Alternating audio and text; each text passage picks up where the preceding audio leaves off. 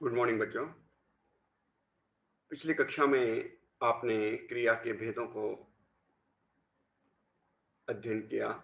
Ma'am ने आपको कर्म के आधार पर क्रिया के कितने भेद होते हैं, क्रिया क्या होती है, कर्म के आधार पर क्रिया के भेदों और सकर्मक और अकर्मक, एक कर्मक और द्विकर्मक क्रियाओं का अध्ययन किया। बच्चों, आज हम आपको रचना के आधार पर क्रिया के भेदों को समझाने का प्रयास करेंगे। क्रिया क्या होती है? जैसा कि आप पढ़ चुके हैं कि किसी काम का करना या होना क्रिया कहलाती है। तो आइए बच्चों, पहले कुछ पुनरावृत्ति करते हुए हम संरचना के आधार पर क्रिया के भेदों को समझने का प्रयास करें। सबसे पहले हम कर्म के आधार पर आपने क्या क्या पढ़ा उसकी पुनरावृत्ति करा देते हैं। तो उसकी पुनरावृत्ति करने के पश्चात आगे हम बढ़ते हुए आगे हम देखेंगे कि वे शब्द जो किसी काम के करने या होने का बोध कराते हैं वे क्रिया कहलाते हैं। वे शब्द जो किसी काम के करने या होने का बोध कराते हैं वे क्रिया कहलाते हैं।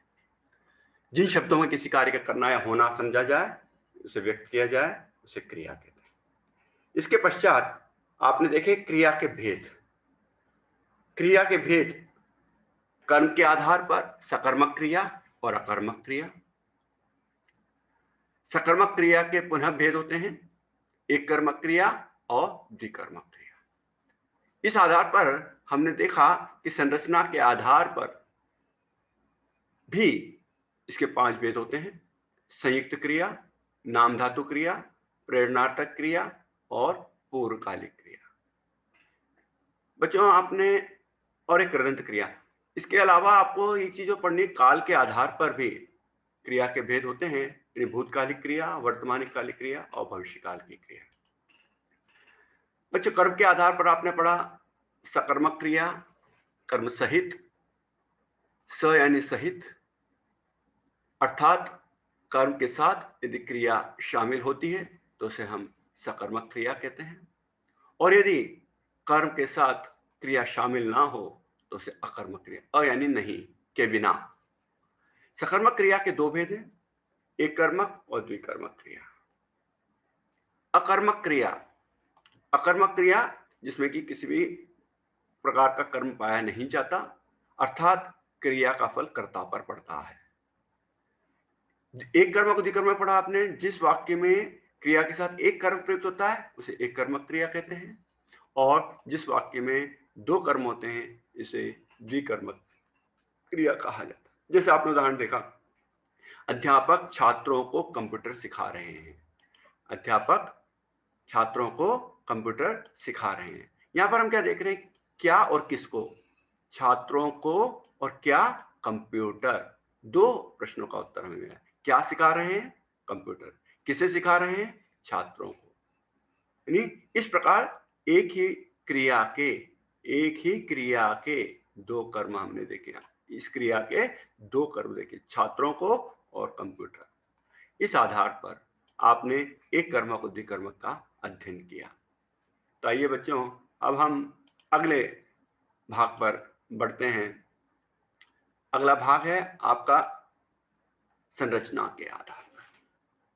संरचना के आधार पर वाक्य की क्रिया का प्रयोग कहां किया जा रहा है, किस रूप में किया जा रहा है, के आधार पर इनके भेदों की रचना की जाती है।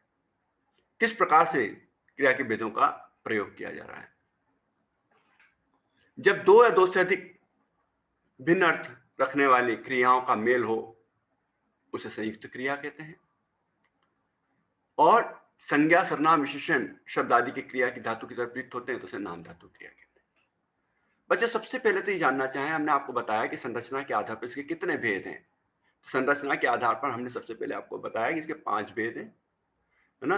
5 भेद कौन कौन से हैं वो हम आपको बताएं। सबसे पहले हम आते हैं संरचना के आधार पर जो हमने 5 भेद पढ़े उसका अध्ययन करें कि संयुक्त क्रिया, नाम धातु क्रिया, प्रेरणार्थक क्रिया, पूर्वकालिक क्रिया और कृदंत क्रिया। इसके अलावा एक सामान्य क्रिया होती है, यानी जिसमें किसी प्रकार के क्रिया में केवल एक ही धातु में ना क्रिया जोड़कर पढ़ना, लिखना, सुनना, बोलना, इस प्रकार के शब्दों का प्रयोग किया इसके अलावा जो नए रूप में हमने अब जो अध्ययन करना है वह है इसके हम देखें कि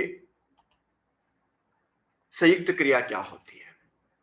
जब दो या दो से अधिक भिन्न अर्थ रखने वाली क्रियाओं का मेल हो उसे संयुक्त क्रिया कहते हैं। दो या दो से अधिक भिन्न अर्थ रखने वाली क्रियाओं का मेल हो तो उसे संयुक्त क्रिया। जैसे अतिथि आने पर स्वागत करो, इस वाक्य में आना मुख्य क्रिया है, स्वागत करो सहायक क्रिया है। यह सहायक क्रिया दोनों का संयोग है, दो क्रियाओं का संयोग है। लिख देना, लिखना और देना, चले जाओ, चलना और जाना, या दो क्रियाओं का मेल हो रहा है। जब किसी वाक्य में हम क्रिया के साथ दो धातुओं का मेल देखते हैं, जब दो धातुएं आपस में एक साथ मिलती हैं तो उसे हम संयुक्त क्रिया कहते हैं। तो बच्चे यहां पर भी हमने देखा आने पर स्वागत करो, स्वागत करो, है ना। इसी प्रकार अगर हमने देखें कि अगर तुम यहां से चले जाओ, चलना और जाना, है ना, चलना और जाना दो क्रियाओं का। तुम यहां आओ, है ना, चल के यहां आ सकते हो, है ना, आना, सकना और होना, आ सकते हो, है ना। चले गए, चलना और जाना दो क्रियाओं का समावेश हुआ है। जब कभी एक ही पूर्ण क्रिया में एक से अधिक धातुओं का मेल हो तो उसे हम संयुक्त क्रिया कहते हैं। दूसरा देखिए, नाम धातु क्रिया क्या होती है। संज्ञा, सर्वनाम और विशेषण शब्द जब किसी धातु की तरह प्रयुक्त किए जाते हैं तो इन्हें नाम धातु क्रिया कहते हैं। इन नाम धातु शब्दों में जब प्रत्यय लगा दिया जाता है तो क्रिया का निर्माण होता है, तब ये शब्द नाम धातु कहलाते हैं। यानी कि संज्ञा, सर्वनाम, विशेषण या कोई अन्य अव्यय शब्दों के साथ अगर कोई प्रत्यय जोड़ दिया जाए तो वह अगर क्रिया का निर्माण करता है तो वह संज्ञा, सर्वनाम, विशेषण शब्द एक तरह से धातु रूप में काम में लाए जाते हैं। क्योंकि ये नाम संज्ञा, सर्वनाम, विशेषण के रूप में, इसे नाम शब्द से प्रयोग, नाम के रूप में, नाम धातु के रूप में हमने इसका प्रयोग किया है।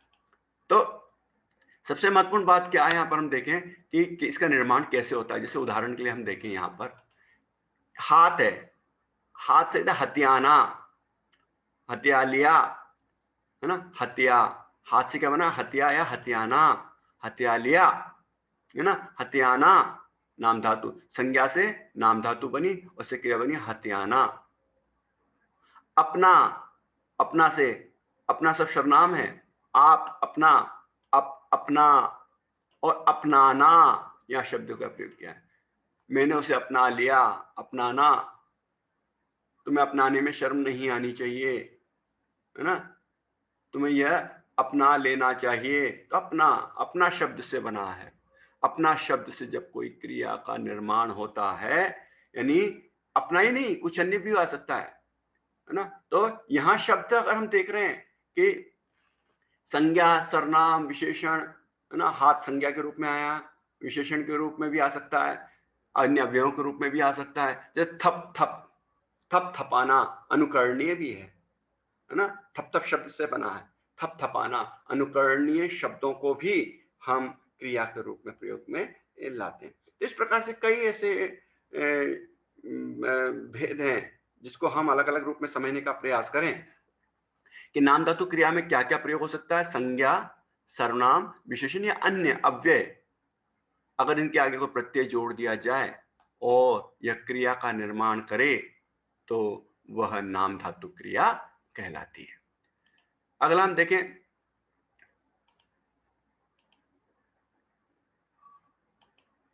प्रेरणार्थक क्रिया। जब कर्ता स्वयं कार्य का संपादन ना कर किसी दूसरे को कार्य करने के लिए प्रेरित करे या करवाए उसे प्रेरणार्थक क्रिया कहते हैं। हम क्या देख रहे हैं बच्चों कि जब कर्ता खुद कार्य नहीं करता और दूसरों को कार्य करने की प्रेरणा देता है। जैसे मैं अब आपको पढ़ा रहा हूं, मैं पढ़ नहीं रहा हूं, मूल धातु क्या, पढ़, मैं पढ़ नहीं रहा हूं, पढ़ा रहा हूं।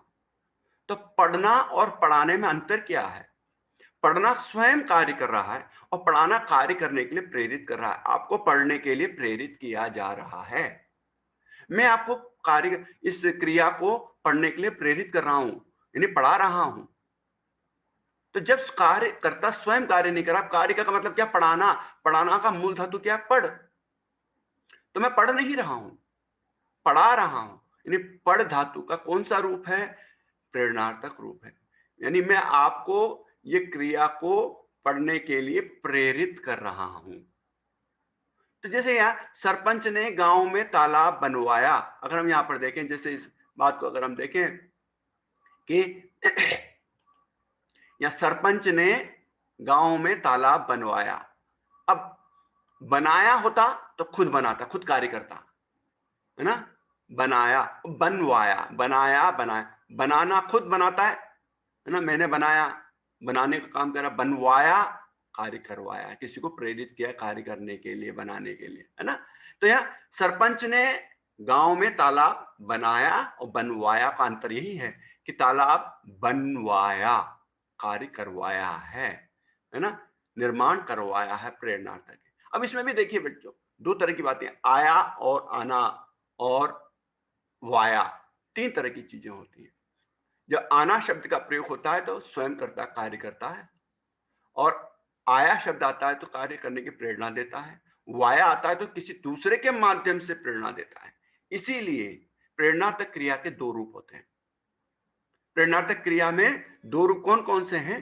पहला रूप है प्रथम प्रेरणार्थक और दूसरा है द्वितीय प्रेरणा। प्रथम प्रेरणार्थक में कर्ता स्वयं कार्य तो नहीं करता, परंतु कर्ता कार्य करने के लिए प्रेरित करता है, कार्य करने के लिए प्रेरित करता है। जब कोई व्यक्ति किसी काम को करने के लिए प्रेरित करता है लेकिन स्वयं प्रेरित करता है, तब वह प्रथम प्रेरणार्थक है।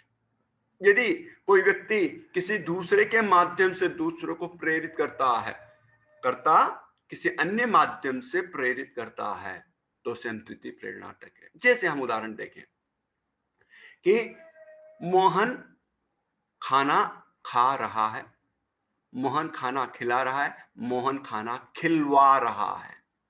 मोहन खाना खा रहा है, मैं खुद कार्य कर रहा है ना? खुद कार्य कर रहा है, यहां प्रेरणार्थक क्रिया नहीं। मोहन खाना खिला रहा है, यहां क्या कर रहा है? वो खाना खाने के लिए प्रेरित कर रहा है और खिलवा रहा है। क्या कहें, नौकरानी से खाना खिलवा रहा है या किसी व्यक्ति से खाना खिलवा रहा है, तो यहाँ क्या है? खिलवा रहा है, नहीं, उसके माध्यम से खाना खाने की प्रेरणा दे रहा है। पढ़ रहा हूं, पढ़ा रहा हूं और पढ़वा रहा हूं। मैं पढ़ रहा हूं, मैं खुद कार्य कर रहा हूं, यह प्रेरणार्थक क्रिया नहीं है। मैं पढ़ा रहा हूं, मैं आपको प्रेरित कर रहा हूं, और मैं बच्चों से पढ़वा रहा हूं, यानी बच्चों के माध्यम से आपको प्रेरणा दे रहा हूं। पढ़ना, पढ़ाना और पढ़वाना, ये अलग अलग रूप बन जाते हैं। तो बच्चों, इस पाठ के अंतर्गत हमने ये देखा कि प्रेरणार्थक क्रिया क्या है। प्रेरणार्थक क्रिया जब कर्ता स्वयं कार्य का संपादन ना करके किसी दूसरे को कार्य करने के लिए प्रेरित करे या करवाए, उसे प्रेरणार्थक क्रिया कहते हैं। अन्य लोगों को प्रेरित कर उससे कार्य कराने को हम प्रेरणार्थक क्रिया कहते हैं। प्रेरणार्थक क्रिया के दो रूप होते हैं, प्रथम प्रेरणार्थक क्रिया और द्वितीय प्रेरणार्थक क्रिया। प्रथम प्रेरणार्थक क्रिया और द्वितीय प्रेरणार्थक की एक प्रेरणार्थक क्रिया। प्रथम प्रेरणार्थक में क्या क्रिया? जब क्रिया का कार्य, प्राय मूल कार्य क्रिया को काम करती है और धातु के रूप में क्या आ जुड़ जाता है ना? कैसे आता है? कराना, लिखाना, सुनाना, बुलाना आता है ना, तो करते हैं। तो अब क्या कर रहे हैं प्रथम प्रेरणार्थक में? हम करना और कराना। देखो यहां देखिए, मोहन कार्य करता है और कराता है। देखिए हम जिस इसके अंतर्गत हम इसको देखें, करना, उसमें क्या आ गया? आ, कराना। हमने इसको क्या कर दिया? कराना, है ना? आना जोड़ दिया इसमें। भूलना, इसमें क्या कर दिया? भुलाना। भूलना से क्या बना है? भुलाना। पीना, पिलाना। खेलना, खिलाना। तो जब इस प्रकार से हम देखते हैं कि आ शब्द का प्रयोग करके हमने इसको परिवर्तित कर दिया। कैसे परिवर्तित किया? जैसे भूलना से भुलाना, पीना से पिलाना, खेलना से खिलाना। अब ये प्रेरणार्थक क्रिया हो गई। कौन सी प्रेरणार्थक क्रिया हो गई? प्रथम प्रेरणार्थक क्रिया बन गई। तो द्वितीय प्रेरणार्थक क्रिया में वाना जुड़ जाता है, वा जोड़ देते हैं, है ना। जैसे करना, करवाना, है ना। यहाँ पर देखें पीना, अगर हम ये पी देखें पिलवाना, पीना लेते तो हम क्या कहते हैं? पिलवाना। देखो यहाँ पीना, पिलाना और पिलवाना। पीना शब्द को हमने क्या बनाया? पीना शब्द से पहले क्या बना? प्रथम प्रेरणार्थक पिलाना, और पिलाना से क्या बना? पिलवाना। यहाँ देखिए इस रूप में हम देख रहे हैं, देखिए जब हमने यहाँ पर देखा, यहाँ पर हम देता है आपको, ये पीना जो शब्द था, पीना शब्द को हमने सबसे पहले क्या बनाया? पिलाना। ये प्रथम प्रेरणार्थक क्रिया हो गई। फिर पिलाना से हमने क्या बनाया? यहाँ पर पिलवाना। तो पीना, पिलाना और पिलवाना। तो पीना, पिलाना और पिलवाना, यानी पहले तो हम कह रहे हैं इसमें कोई प्रेरणार्थक क्रिया नहीं है पीना में। फिर आना, आ जोड़ा हमने, आना हो गया, पिलाना यानी प्रथम प्रेरणार्थक क्रिया बन गई। फिर हमने वा जोड़ा तो यहाँ पिलवाना हो गया, यहाँ द्वितीय प्रेरणार्थक क्रिया हो गई। तो इस प्रकार से बच्चों ये ध्यान रखें कि जब हम प्रेरणार्थक क्रिया की बात करते हैं तो प्रेरणार्थक क्रिया में कितने भेद होते हैं? प्रेरणार्थक क्रिया में दो भेद होते हैं, प्रथम प्रेरणार्थक क्रिया और द्वितीय प्रेरणार्थक क्रिया। प्रथम प्रेरणार्थक क्रिया जब कर्ता स्वयं कार्य ना करके कुछ शामिल होकर दूसरों को प्रेरणा देता है, यानी क्रिया के उस रूप से यह ज्ञात हो, क्रिया का रूप यह ज्ञात कराता है कि इसमें कर्ता स्वयं शामिल होकर दूसरों को प्रेरित कर रहा है।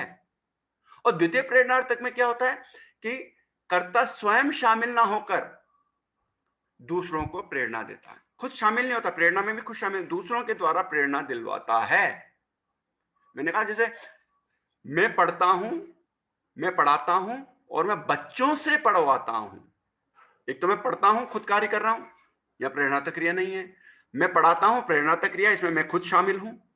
और जब मैं बच्चों से पढ़वाता हूं तब हम बच्चों के माध्यम से, मैं शामिल नहीं हूं, मैं बच्चों के माध्यम से दूसरे बच्चों को पढ़ने की प्रेरणा दे रहा हूं।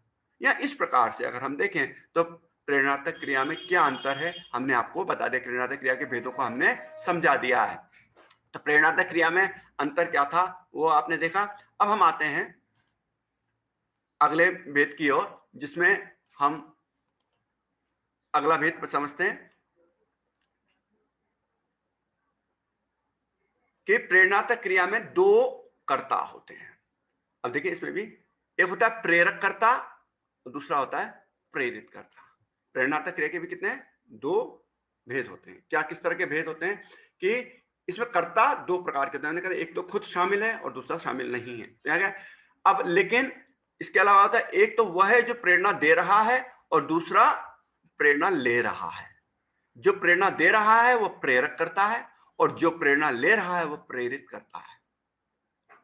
ऐसे कर्ता जो कार्य करने की प्रेरणा देते हैं, इसलिए क्या है कि ऐसे कर्ता जो कार्य करने की प्रेरणा देते हैं, क्या है? ऐसे कर्ता जो कार्य करने की प्रेरणा देते हैं क्या कहलाते हैं? प्रेरक कर्ता कहलाते हैं। क्या कहलाते हैं? प्रेरक कर्ता कहलाते हैं।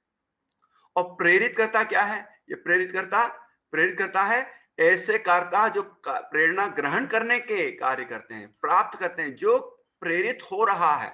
मैंने प्रेरणा दी, छात्र प्रेरित हो रहे हैं, तो छात्र क्या है? प्रेरित करता है। मैं कौन हूं? प्रेरक हूं, मैं प्रेरणा दे रहा हूं। तो प्रेरित होने वाला प्रेरित करता और प्रेरणा देने वाला प्रेरक करता होता है। जैसे हम किसी उदाहरण को लें कि मैंने बच्चों को पाठ पढ़ाया, मैंने बच्चों को पाठ पढ़ाया, तो मैं क्या हूं?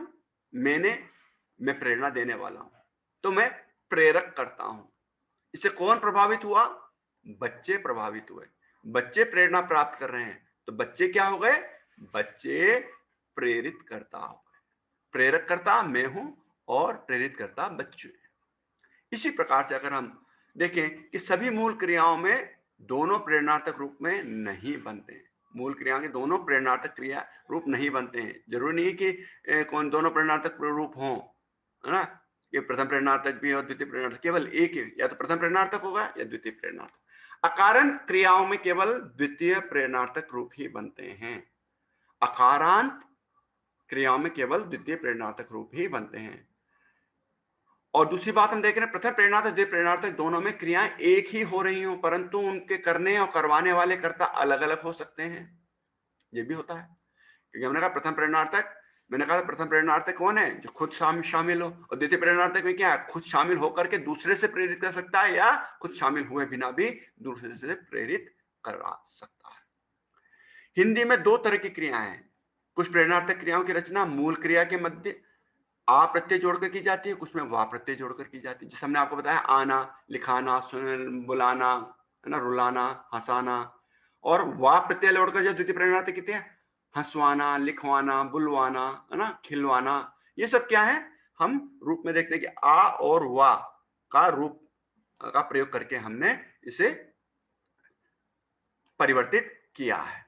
तो इसके अंतर्गत हम एक और बात देख रहे हैं कि मुख्य रूप से क्या हम पाते हैं कि प्रेरणार्थक क्रिया में दो अंग होते हैं, एक होता है प्रेरक कर्ता और दूसरा होता है प्रेरित कर्ता। हिंदी में दो तरह की क्रियाएं, कुछ प्रेरणार्थक क्रियाओं की रचना मूल क्रिया के मध्य में आ प्रत्यय जोड़कर की जाती है, कुछ में वा प्रत्यय जोड़कर की जाती है। आइए हम देखें इसके कुछ उदाहरण जो आपको समझ में आएगा कि किस प्रकार से बनती है। जैसे देना क्रिया है, मूल क्रिया क्या है, देना। अब हमने प्रथम प्रेरणार्थक बनाने के लिए क्या किया, आ जोड़ा, है ना, देना, दिलाना, आना जोड़ा ना, तो दिलाना, और वहां वा जोड़ा, देखिए यहां वा जोड़ा है हमने, वाना कर दिया है। तो यहां पर हम क्या देख रहे हैं कि आ और वा का किस प्रकार से प्रयोग किया गया है, वो हम देखें यहां पर कि यहां आ जोड़ा है और यहां वा जोड़ा है। देना, दिलाना और दिलवाना। ऐसे धोना, धुलाना, आ जोड़ा है, देखिए यहां आ जोड़ा है और यहां वा जोड़ा है। दे में हमने आना और यहां वाना। ये धोना में आना और वाना। रोना में भी देखो आना और यहां वाना, रोना, रुलवाना। घूमना में भी देखो आना और वाना। पढ़ाना और पढ़वाना, आना और वाना, इस रूप में हमने इसको देखा कि मूल क्रिया में आना जोड़ा तो प्रेरणार्थक क्रिया बन गई, वाना जोड़ा तो द्वितीय प्रेरणार्थक क्रिया बन गई। तो प्रथम प्रेरणार्थक और द्वितीय प्रेरणार्थक बनाने का तरीका किस प्रकार से है, वो हमने आपको इसमें समझाया कि किस प्रकार से हम प्रथम प्रेरणार्थक क्रिया को द्वितीय प्रेरणार्थक क्रिया में परिवर्तित कर सकते हैं, या मूल क्रिया को प्रथम प्रेरणार्थक या द्वितीय प्रेरणार्थक क्रिया में परिवर्तित कर सकते हैं। आइए आगे हम देखने का प्रयास करें। अब आते पूर्वकालिक क्रिया। पूर्व नाम से स्पष्ट है, पूर्व में घटित होने वाली क्रिया, यानी किसी क्रिया के पहले यदि कोई अन्य क्रिया संपादित हो जाती है तो उसे हम पूर्वकालिक क्रिया कहते हैं। जब किसी वाक्य में दो क्रियाएं प्रयुक्त हों और उनमें से एक क्रिया किसी दूसरी क्रिया से पहले पूर्ण होने का बोध कराती है तो उसे हम, जो पहले पूर्ण हो गई है वह क्रिया पूर्वकालिक क्रिया कहलाएगी। जैसे मैंने उसे देखकर पास बुलाया, बुलाना मेरी क्रिया, मुख्य क्रिया क्या है, मैंने पास बुलाया, पहले देखा उसको, उसे देखकर पास बुलाया। या मैंने किताब देखकर पाठ पढ़ाया, मैंने पढ़ाने का काम मुख्य कार्य है, लेकिन उससे पहले क्या देखा, पाठ को देखा, किताब को देखा, किताब के सभी शब्दों को देखा। तो यहां पर क्या है, जब कभी कोई बात हम करते हैं उस वाक्य में अगर दो क्रियाएं शामिल हों और उस क्रियाओं में, एक ही वाक्य में दो क्रिया होनी चाहिए, है ना, एक वाक्य में दो क्रियाएं शामिल हों और उस वाक्य में पहली क्रिया अगर पूर्ण होने का बोध कराती है, यानी मुख्य क्रिया से पहले आई हुई क्रिया उसके पूर्ण होने का बोध कराती है, तो उसे हम पूर्वकालिक क्रिया कहते हैं। जैसे अगर उदाहरण लेकर के हम बताएंगे आपको, बलवीर खेलकर पढ़ने बैठेगा। देखिए क्या यहां पर हम उदाहरण लें कि बलवीर खेलकर पढ़ने बैठेगा, यहां पर वाक्य। अभी हम दोबारा दिखाएं तो इसमें क्या अंतर पाएंगे हम, देखो पढ़ता। अब यहां देखें इस वाक्य में, इसमें हम क्या देख रहे हैं, यहां यहाँ जो है वो खेल कर जो शब्द है, ये खेल कर है ना, खेल कर जो शब्द है,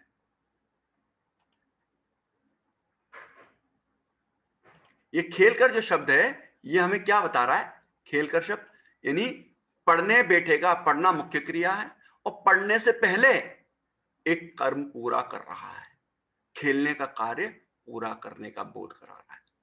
तो कर प्रत्यय जोड़कर, हम इसमें कर प्रत्यय जोड़कर यह क्या बना देते हैं? कर प्रत्यय जोड़कर पूर्वकालिक क्रिया बना देते हैं। इसमें ध्यान रखने कि जब हम किसी क्रिया में या क्या कर रहे हैं, किसी क्रिया में जो कि किसी काम को पूर्ण करने के लिए प्रयोग में लाई गई है, उसको अगर कर प्रत्यय जोड़कर, है ना, कर प्रत्यय जोड़कर उसे पूर्ण होने का बोध कराते हैं तो उसे हम पूर्वकालिक क्रिया कहते हैं। यहाँ पर खेल कर जो शब्द है वह क्या है? पूर्वकालिक क्रिया है। इसी प्रकार देखिए पढ़कर, यहां हम देख रहे हैं पढ़कर, कर शब्द जोड़ दिया, सो गया, सोना मुख्य क्रिया है, सोने से पहले उसने पढ़ने की क्रिया को पूर्ण किया। खेल कर, पढ़कर, तो इस वाक्य में खेल कर, खेल मुख्य धातु है, उसमें कर प्रत्यय जोड़ा गया है, देखो कर प्रत्यय जोड़ा गया है। पढ़ धातु मूल धातु है ना, इसमें हमने कर प्रत्यय जोड़ा है, इसमें भी हमने क्या जोड़ा है? कर प्रत्यय जोड़ा है। तो जब इस प्रकार से अगर किसी क्रिया में मूल क्रिया के साथ अगर कर प्रत्यय जोड़कर पूर्वकालिक क्रिया बनाई जाती है तो पूर्वकालिक क्रिया का एक रूप तात्कालिक क्रिया भी होता है।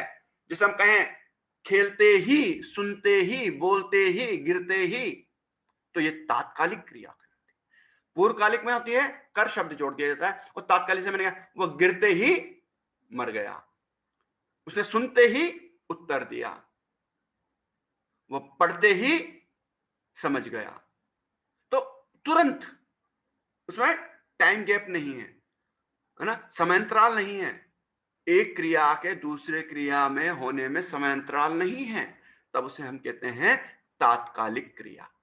तत्काल ही उसने दूसरी क्रिया कर दी, तो इसे तात्कालिक क्रिया कहते हैं। जैसे सुनते ही, बोलते ही, आते ही, जैसे आप देखें पुलिस के आते ही चोर भाग गया, चोर के भागने के लिए आते ही तत्काल, उसमें अंतर नहीं है, उसके भागने और पुलिस के आने में समयांतराल बहुत कम है।